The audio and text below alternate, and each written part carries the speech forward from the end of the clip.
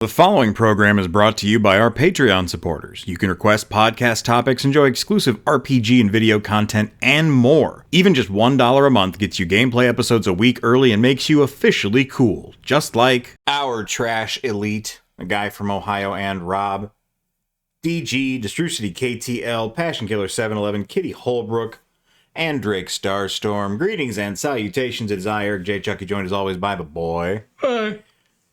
This is the Two Nerds Podcast. Today we're talking about the first half of Season 2 of JoJo's Bizarre Adventure as demanded by a guy from Ohio. You too can force us to review things, not all things, and not all of us will have to review them depending on the time, by supporting us on the Patreon. And, you know, then we'll talk about how cool you are at the beginning of every episode. In this case, we are covering Stardust Crusaders, not Stardust Crusaders Battle in Egypt, a naming convention that I think was maybe not the best idea. I'm sure there's some deep lore. Yes, I'm sure. Look, this is JoJo's Bizarre Adventure. There's deep lore for fucking everything, and except the stuff that is Eric forgot. Before we get into that, we need to talk about what's crumping. What's crumping with you, my good man? Lots has been crumping with me. Have you been doing a lot of crump? Indeed. I've continued playing Fallout New Vegas. That's been fun. Finished this. That was, a fun project. That's what we're talking about now. And also I bought the Halo Master Chief Collection because it was on sale during the Steam Winter Sale. And just to be clear, I started with... The Master Chief Collection wants you to start with Halo Reach, like chronologically. But I started with Halo, the remaster. Halo's still great. Child me was right. It's peak. Who are you to argue with Child the Boy? The boy, if you will. There you go. I watched Peacemaker Season 2. It was a really good show, but in comparison to Season 1, not anywhere near as good. I still had a good time with it. I laughed, I cried, I went, that's kind of dumb, but okay, I'm willing to go with it. It's sort of like JoJo, except without the crying. I don't think I did anything else. I've had the insomnia real bad in December, guys. Hey, that's crumping. Yeah, no, it's not. It is the opposite of crumping. But that's about it for me. Yeah, it's about it for me too. So let's get into this. Let's talk about this half of the season. So, first off, we have to address a couple big changes since Battle Tendency. One, we're done with Ripple Energy. Hamtaro's time is over. Hamon is done. It is old and busted. The new hotness is the actual characters in the show don't fight. They let their stands do the fighting for them. And a stand is sort of like a ghost buddy that is your friend and also you. Yeah, it is like you and it's like a spiritual representation of you. And also its own guy. Sometimes. It's not explained super clearly. But the lore they've decided to drop that the mangaka made up on the spot, you can clearly tell, is that when Dio was released from his... Dio's back now. When Dio was released from his second coffin that he made up... Now, they explained this in Fortnite, so... Well, good. Yeah. I'm glad they got to it. Yeah. Somehow Dio has returned. He had a second coffin. It was more swag than the first one, but he wasn't traveling in that one for some reason. What kind of loser would get caught in his travel coffin, as you so clearly stated? He's back now, and because he has the original Jonathan Joestar's body, it's made a spiritual connection between him and the Joestar family, which has caused them all to receive stands.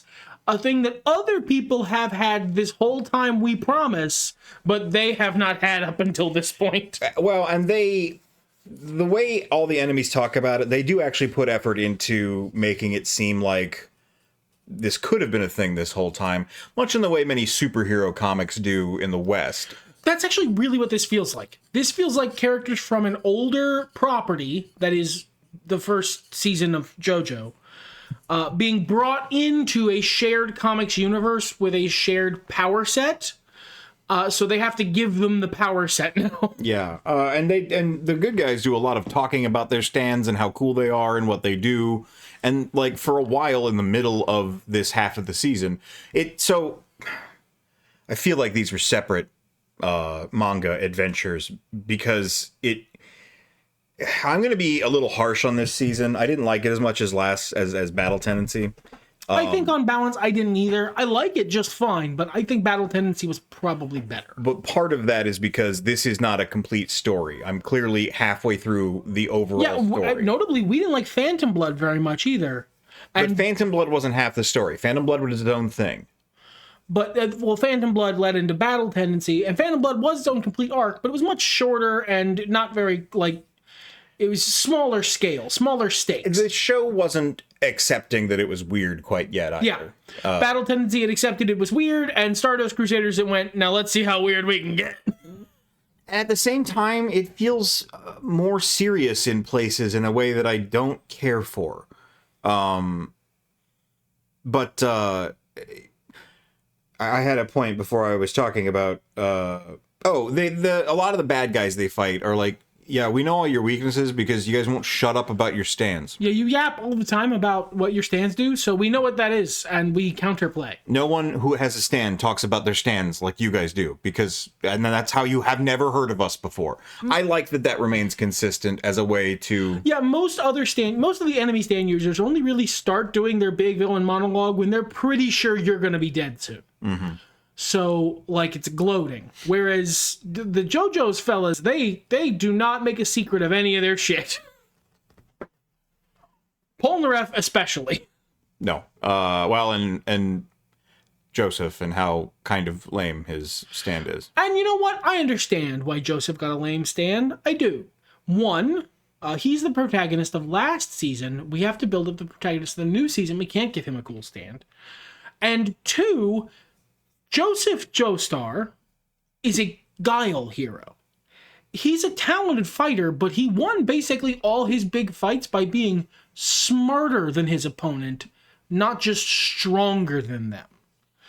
So he got a stand that reflects that. Hermit Purple is focused around gathering information and canning moves and utilizing its flexibility to to be the most effective. It actually really fits him as a character. I think it's really good that he got that. I am aware he did because he is not the protagonist, and if he was, he's so cool in Battle Tendency that if he got a good stand, we would all be asking, why isn't he still the protagonist? All that said, and I'm sure it's going to cap off with more, what the hell is his name? Jotaro Kujo. Yeah. I watched the whole half season, and I still want to say Jotaro. He's not front and center as much as I would have expected given the last two seasons of this show. He's the closer. He's the cleaner. He's the guy they call in when they need overwhelming power more than anything else. And he's not portrayed as dumb. That's just his role. And he's also just not invested in this crap. He's like, yeah, can we save my mom, please? And that's kind of his whole... Yes, every time he has to do anything, he seems deeply upset about it. It's honestly a very good portrayal of a teenager. Despite the fact that he looks like he's 35. Once he joins the party, Polnareff almost becomes the main character at the halfway point where we stopped. I would go so far as to say that of Stardust Crusaders, just this first part, just the first 24 episodes, what we've watched... That's how it's labeled, is why I keep referring to it that way. Polnareff is the main character. Yeah. He's the one with an emotional arc. He's the one with a journey that he goes on. He's the one who learns lessons. He has a lot of focus episodes, too. He has the most focus episodes. And he's the one who, takes us emotionally to, a conclusion in the final episode. I believe the episode before the final episode, to be fair. The final episode, Jotaro does just beat ass. But in the penultimate episode, he takes us to a big emotional resolution of his whole arc. He's the only person in the series with a character arc. Yeah. There's a super brief one for we just said their names, Kakyoin. But they settle that up and move on. I honestly think Joseph has competing amount of spotlight to Jotaro. And most of his, though, is about, like, coping with being not the biggest, baddest guy on the block anymore. Right. So, yeah, do we want to do an overview? Do we want to go episode to episode? What's the vibe here today, my guy? I mean, we could. I don't know that I have a whole lot to say about each one individually, but there's 24 of the things. All right. So. I think what I'll do is I'll number the episode, maybe name it too. Why not? Sure, who cares? Give you a little brief overview of roughly what happens as to my ability to skim a Wikipedia article and my memory. We'll say anything we have to say about it and move on. Sounds good. Sounds great. Okay. So the first episode of the season is The Man Possessed by an Evil Spirit. We are introduced to Jotaro, and Joseph comes to get him out of prison where he has put himself, basically. Yeah, he thinks he's possessed by an evil spirit, and he doesn't want to hurt anybody, so he imprisons himself. And Joseph uses his buddy Mohammed Avdol to introduce the concept of stands with his stand Magician's Red. Explain the basic rules of a stand. Most people can't see them. Only a stand can beat another stand. That sort of thing. And then coaxes Jotaro out of the prison cell so they may begin their adventure. And they reveal that Dio exists. I will say Muhammad Avdol immediately won me over by being the coolest motherfucker alive. And I love Magician's Red. It's a great design. I like Avdol a lot.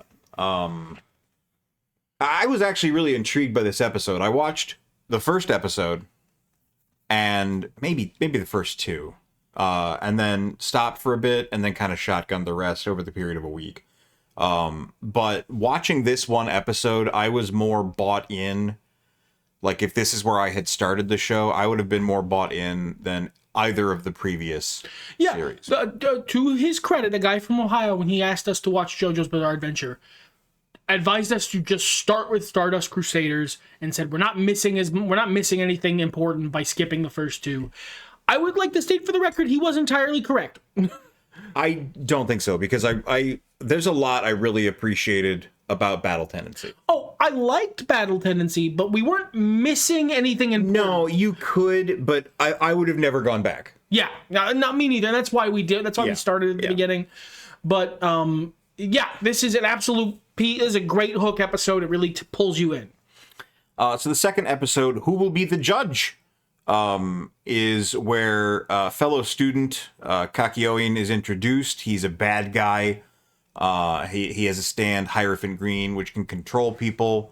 And there is a weird, at the end of it, when he's beaten to death, there's a weird bud in his forehead that is controlling him. It is revealed Dio has used a bit of his flesh to mind control him. They remove that because Star Platinum is broke as hell. Yeah, they do that in the next episode. It's JoJo's stand, Jotaro's. And then Kakyoin joins the squad. Yeah, and they find out, this is the next episode, The Curse of Dio. They find out Dio is in Egypt by use of Hermit Purple. And that's about it. That's actually pretty much... No, that's when they find out Jotaro's mom is... I believe that's the episode where they take this bud out of Kakyoin. They take the bud out. They find out Jotaro's mom has her own stand, and she doesn't have the power to control it, so it's kind of consuming her. Yeah, she doesn't have a warrior spirit like these guys do, so she's not... It's eating her alive. She doesn't have the strength to hold the stand up. I like that it is clearly very similar to Joseph's. It is clearly vines and flowers of some type. That's fun, because otherwise in this series, it seems very much like stands are completely unconnected to one another. They can be any old bullshit. So it's interesting that there is a family resemblance there. Next episode is Tower of Grey. Which is... This is the plain one? Do you have the slightest idea how little that narrows it down? It's the plane one where the vehicle they're in crashes and they're gone. That happens in almost every episode. And three of them are planes. This is the plane. This is the first plane one. The stand is a stag beetle shaped stand called Tower of Grey, and the person who uses it is like an elderly serial killer, who makes it look like an accident.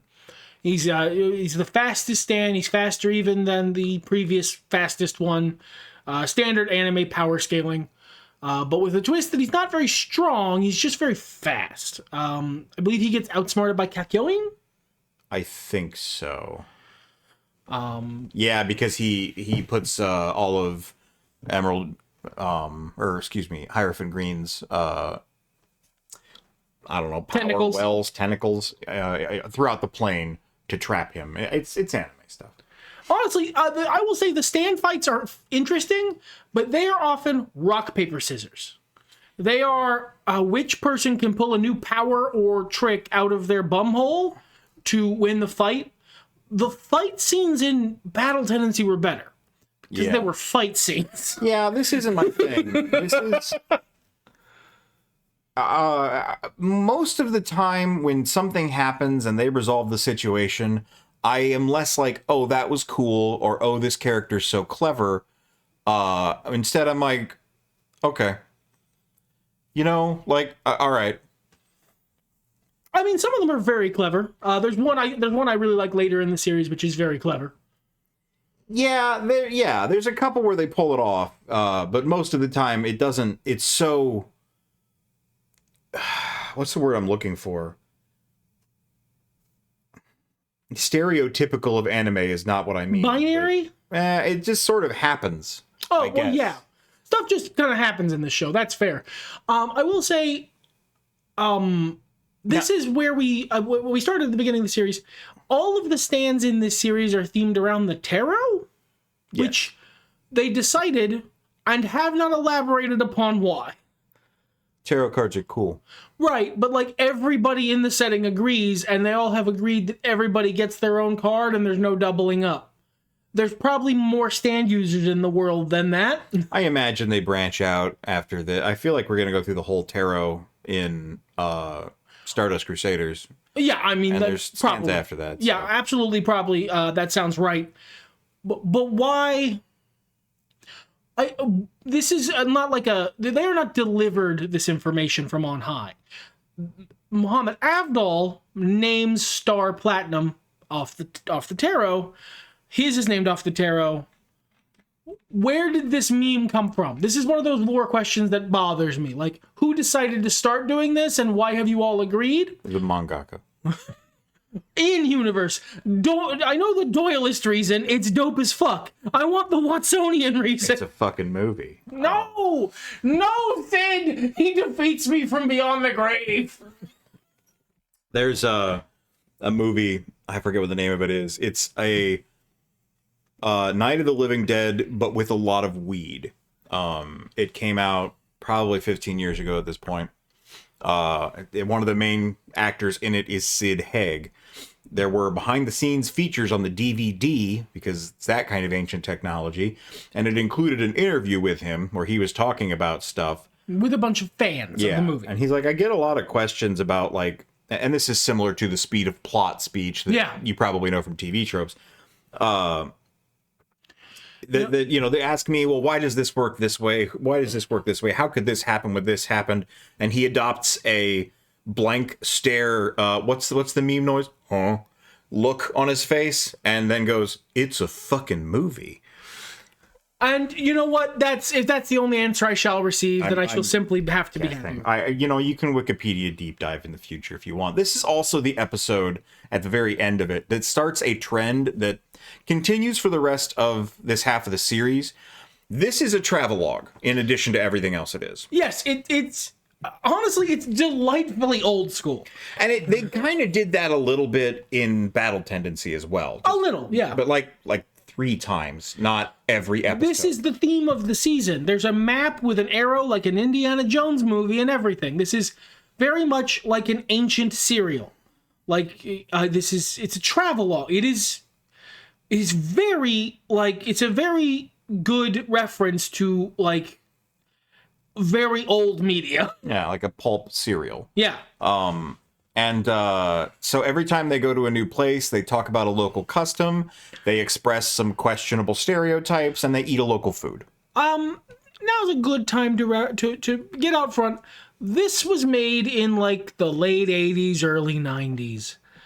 You can tell. They've cleaned some of it up for modern audiences, I'm guessing. There's just certain things that I'm surprised, jokes and whatnot, that they didn't make given the time period.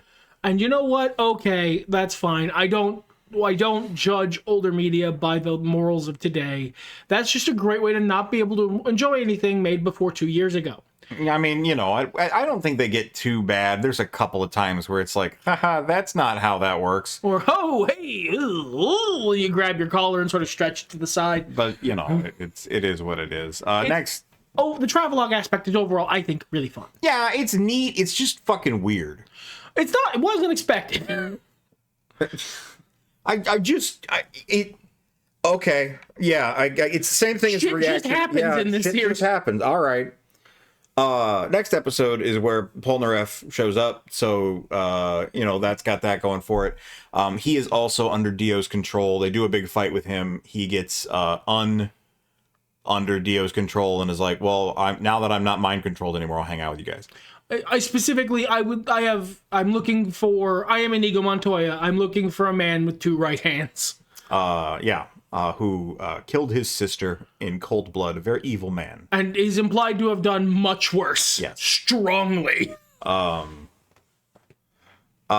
Next episode is Dark Blue Moon. They are heading toward Singapore. Discover a young stowaway named Anne. Today I learned the name of the stowaway.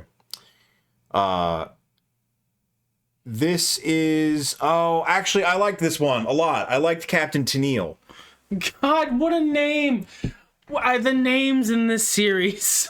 They're going on a boat, and the boat gets destroyed, and Captain Tennille, or the fake guy pretending to be Captain Tennille, has a cool aquatic stand, and they do a cool fight underwater, and it's fun. This is the big first Jotaro spotlight. Yeah, big spotlight for him. Not the first one. He's kind of been still. I mean, he beat Kakyoin's ass, but it was this one. This one made him seem clever. Yeah.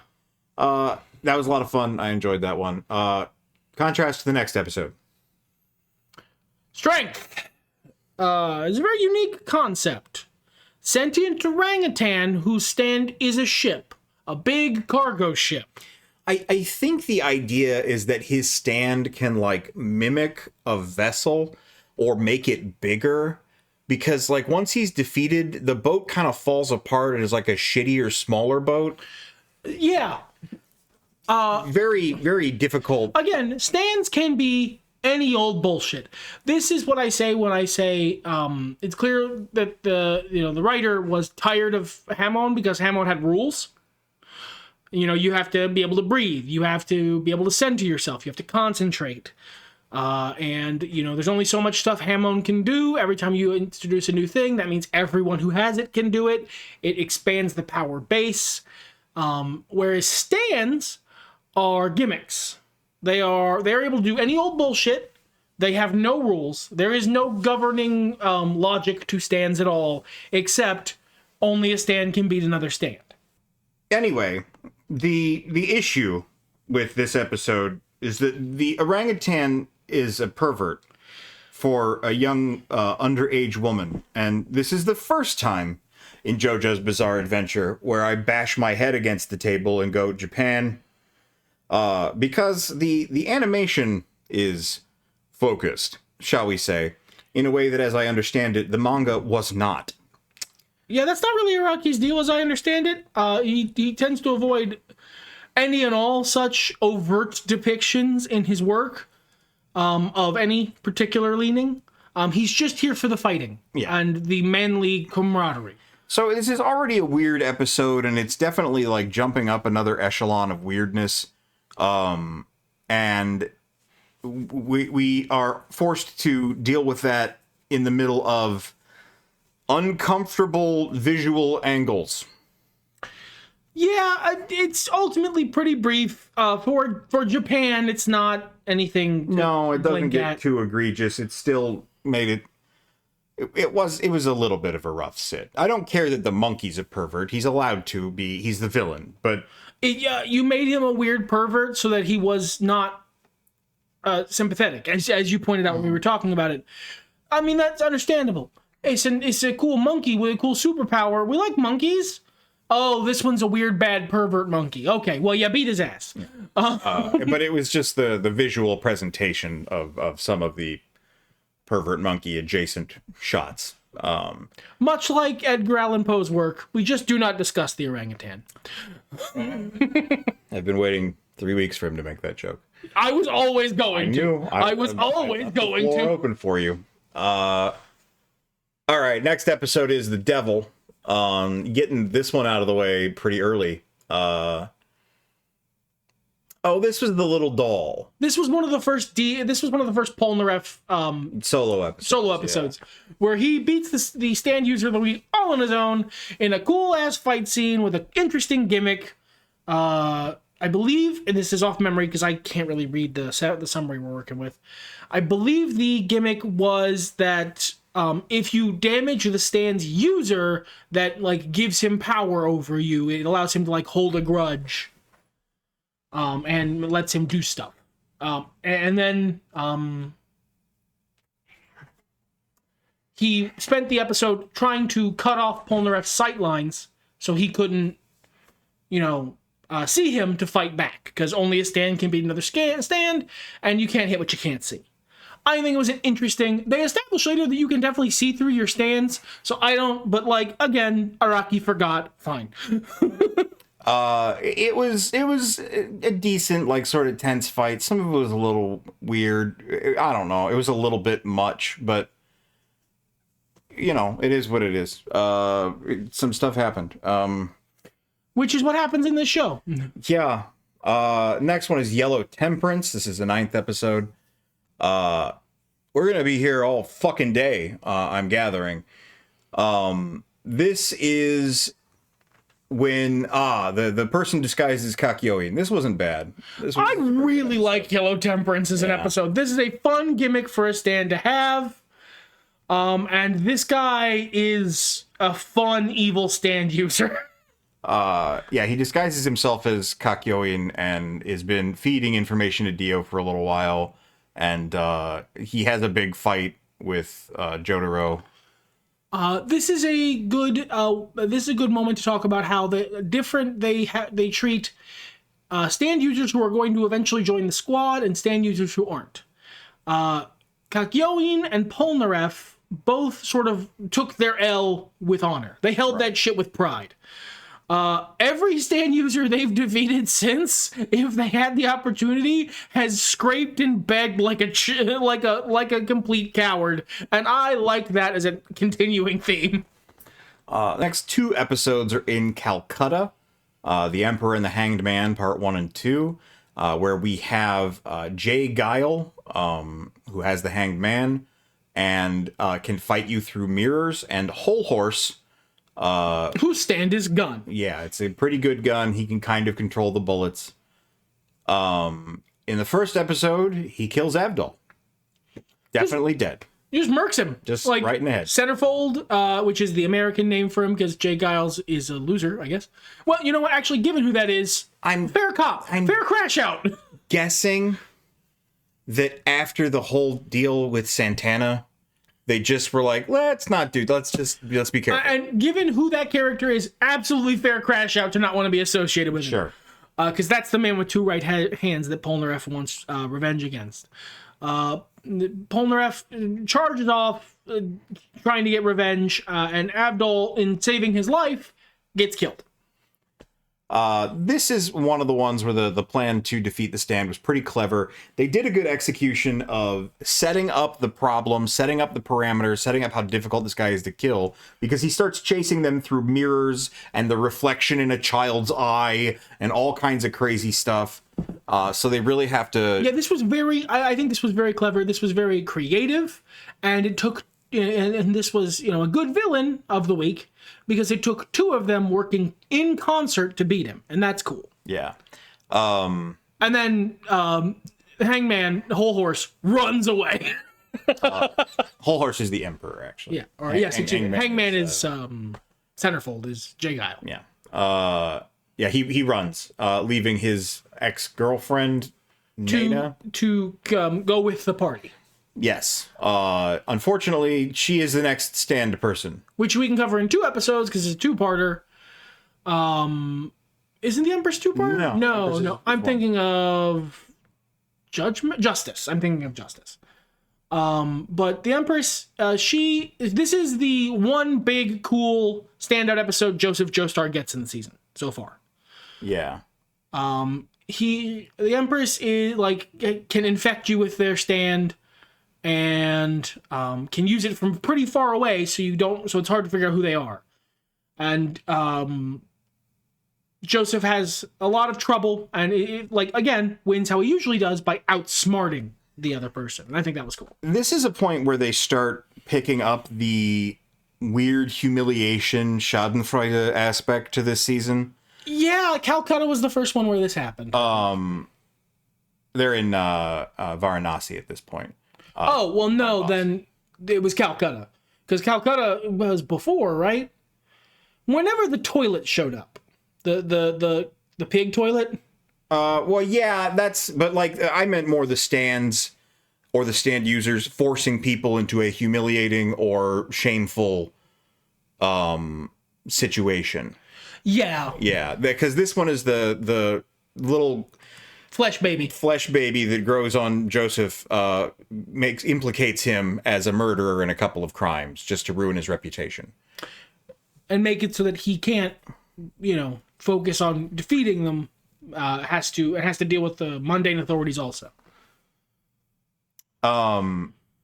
They defeat her by destroying the stand in Coltar, and again, Joseph just outsmarts. Yeah. Joseph wins through being intelligent and running away. Then they go to Pakistan in a car, and they encounter Wheel of Fortune. That's the name of our episode. Second stand that is a vehicle in the series, I believe. Yeah, and again, much like Strengths, it's making the vehicle look bigger and cooler. Honestly, Wheel of Fortune stand is just shittier Strength. Is it not? Kind of. Well, this one, I don't know. It's not super clearly defined because they don't even really talk to the guy. They don't even kill the guy. They just tie him upside down to a rock and put a sign out front that says, "Do not bother me, I am a monk." I mean, they do kill him. They kill him in a much more fucked up way than just killing him. Which happens a couple times in this series. ZZ, I guess is the name of this guy. I don't know that they never mention it. I've never heard that name before in my life. It was kind of a cool fight. It was kind of a cool setup. I actually kind of enjoyed this episode. This is another Star Platinum win, right? Yes. Star Platinum just beats his ass. Mm-hmm. We come to the Justice 2-parter with she's got some sort of qualifier. Enya is the name of the stand user. She's a little old woman who is the Hanged Man's mother. Yes, and she's been quietly antagonizing them from behind the scenes and giving villain exposition this whole time. Now she wants horrible revenge, and her stand is a weird wind that can do a bunch of stuff, include making zombies. So she sets up a fake hotel to lure them in to trap. A fake hotel with illusion powers that her stand apparently also has, or separate illusion powers. But what her stand does is if it injures someone, or if anyone gets injured, it can get into your injury and control that part of your body. So with corpses, you can control the whole body, make zombies, and then with enemies, if you get their hand, you can control their hand or their tongue. For some reason, this is again the humiliation thing that keeps popping up. Yeah, my guy had to clean a toilet with his tongue because he killed the Hangman. The good guys and the bad guys in this show sometimes act like 12-year-olds playing D&D. Yeah, and it reminded me of, I mean, I was more like 14 at the time, but it reminded me of my high school D&D group and some of the dumb, gross shit we got up to. It's normal. I'm just 40 now. So, like, this is not at all This isn't funny. to me. It detracts from the show instead of adding to it. I did think overall this was an interesting pair of episodes. Otherwise, Whole Horse comes back, gets rocked by Enya, and then runs away again in the group's car. And notably, we have not seen him again, I don't believe. Not yet. No, I don't think so. They take Enya to the next area, Karachi. There they encounter the Lovers, owned by Steely Dan. And American version, Dan of Steel, much worse name. I will be using Steely Dan going forward. He kills Enya to make sure she doesn't rat out Dio. Enya, absolutely doing tricks on it, refuses to rat out Dio, even as she is actively dying because of a guy Dio sent to kill her. What the Lovers is a little tiny microscopic stand that goes inside your body and controls your actions, and or not controls your actions, but every time you hurt Dan, you feel the pain. Whoever's the stand is, but inside. Like greatly magnified. Yeah. So he puts it in Joseph. And then Joseph uses Hermit Purple to use a TV to show the inside of him so that Polnareff and Kakyoin, who realize they can just shrink their stands down really tiny to go inside of him. And then they do inner space. Yeah. They do a full inner space. And also there's a flesh bud inside Joseph that the Lovers planted or something, I don't remember, that's slowly growing and is going to take him over so that he becomes evil, or he dies. They take care of all that shit. In the entire meanwhile, Steely Dan is forcing Jotaro to do embarrassment punishment stuff. Do middle school level embarrassment rituals and inconveniences. Yeah. It's not... I mean, I think it's good. I think it portrays him as appropriately petty and vindictive. And arrogant. He believes himself to be above this conflict. He believes himself to be so clever that he was never going to have to pay for his crimes, which is intended to make it really satisfying when Jotaro then beats his ass. And it lands well, but I don't like the build. This is not the kind of thing that I want to see someone go through. I think the best one was when he forced Jotaro to steal from a jewelry store. See, for me, it was Bridge. The Bridge was like funny, but like in terms of like good storytelling, as like a comedy bit, it was the best one because he bounced on him. Sure, you're a very sturdy Bridge. That was actually funny. And then one tiny bit of world building I like. Once the stand is taken care of, it's just Dio's flesh in there, which is vampire flesh. So Joseph immediately takes care of that problem using Hamon. That's a nice little detail. I wanted to highlight that. The next episode is The Sun. This one was kind of weird and stupid. The stand is a small sun. And the guy is using a disguised rock, and the fact that they're all heat stroke crazy to make sure they never find him until they do. And then they do. And then Joseph is the only one who doesn't. And then they beat him with one attack. And then it's over. And then we never even learn that guy's name, and they point that out in the episode. Apparently, it's Arabia Fats. Yeah, okay. Fuck me, man. Come on. I want to like you. Death 13 two-parter. I wish this were cooler because it was a pretty cool concept. It's very Freddy Krueger. If you fall asleep, Death 13 can attack you in your dreams, and you don't remember it. The don't remember it was the coolest part. Yeah, so that adds an extra layer of challenge because that makes it not Freddy Krueger, because the challenge then does not become we must not fall asleep. The problem is that the stand user is a baby, an evil fanged baby with stand user reflexes, but baby strength. So, like, the non-Dream World aspect, I think all the Dream World stuff was really cool. I think Kakyoin really shined here. It was a cool visual. It was very clever. All of the baby stuff is turbo cringe. Yes. Turbo cringe of the highest order. Every single part of the baby stuff is bad. The only part of the baby stuff that's good is Polnareff not understanding why anyone would want to be around a baby. I don't like children that much as a general rule, or babies, but that's not why I don't like this. It's just more weird punishment, weirdness, and it's really just very and gross out humor. Yeah, it's not. Yeah, not for me. So a big juxtaposition there. We got another two-parter coming up. Judgment. An island in the Red Sea said to be inhabited by Avdol's father.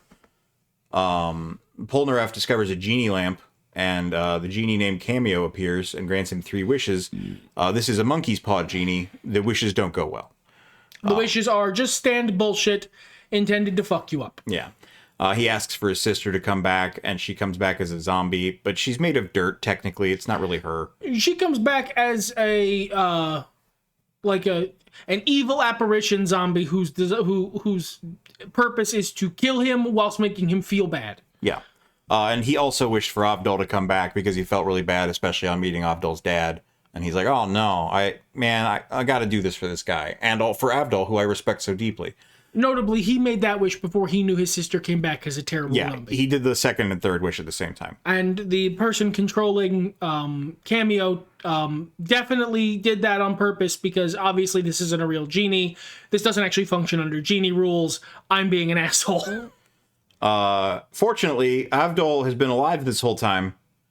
So they just find where the guy has been hiding, which is underneath the ground where he's breathing through a piece of bamboo. And they pee into the bamboo. And throw, like, ants and dirt in there. Again, 12-year-olds playing D&D. Just incredibly not funny, cringe, childish toilet humor. But the rest of this episode was excellent. Like, it is the emotional, climax of the season.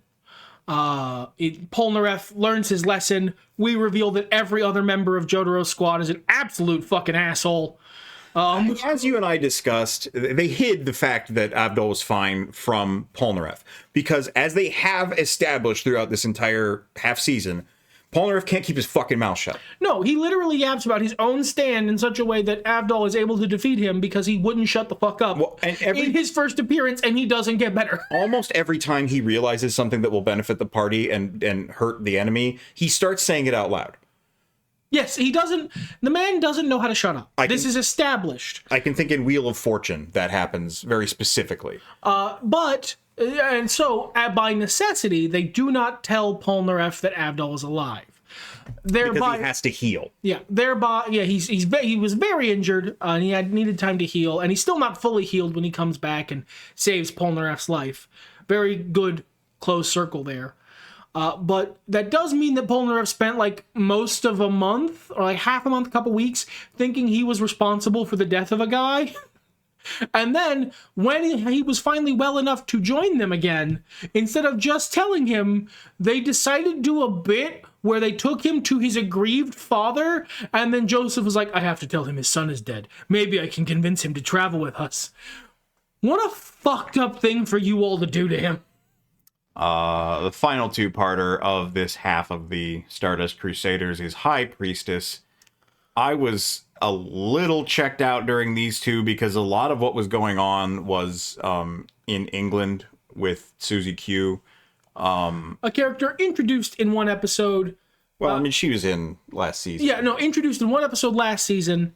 Appeared one episode at the end to say, hey, they got together. And this is, I believe, her third appearance. Why am I supposed to give a shit about... I mean, it's JoJo's Bizarre Adventure. I'm not. I'm fully not supposed to give a shit about Susie Q or really Jotaro's mom or anyone who isn't a big muscly man who fights. They're in a submarine.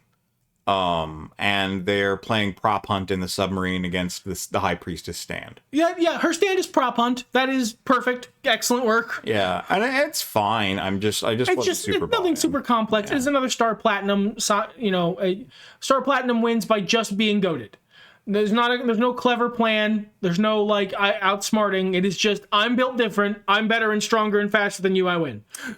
A lot of the second episode, maybe not quite half of it, but a lot of it was just sort of like a building up the party and showing that there would be more trials to face. Yeah, just like a big recap, reset. But they finish it they finish the High Priestess pretty soon after the start of the second episode, to be honest. But all the stuff, the unnecessary drama with Susie Q and Joseph not wanting to tell her about what's going on. She was working for a Hamon monk when you met her. Yeah, it's also just not really plot critical. It highlights some character aspects, and it shows some of the slow growth that Jotaro is going through, because he's very disrespectful to his own mother. Yes. And seeing him here and there be kinder to people, keeping them further, not at arm's length like he tends to do, is some very slow burn growth for the character. It's way more subtle than all of the rest of the storytelling in... You can see the image on the screen. Yeah. Went a little bit long on that one. Well, that's because we went episode by episode, and there's a lot to talk about. But did you have any final thoughts? I think Battle Tendency was a better told story. I would agree. I can't say that for sure until we're done, because, like you said, unlike the first season, which was 2 separate series isolated and combined into one thing, this is one series with 2 distinct halves. And once we've seen the full story, I may change my opinion. But for now, this is a much cooler concept, but the execution isn't as good. I would be inclined to agree. I like these characters. Yes. That definitely has kept me invested, even when the plot feels sort of random and not all that important. I like Monster of the Week stuff, but it feels like the mangaka set out to tell this story and then got bored halfway through and didn't want to do all that. Like, I committed to making a whole Major Arcana tarot deck full of villains for him to fight. And then you got like 10 in and went, I'm tired of this. This one's just a guy in a cart. And a guy in a cart. A guy with a boat. That one's a monkey.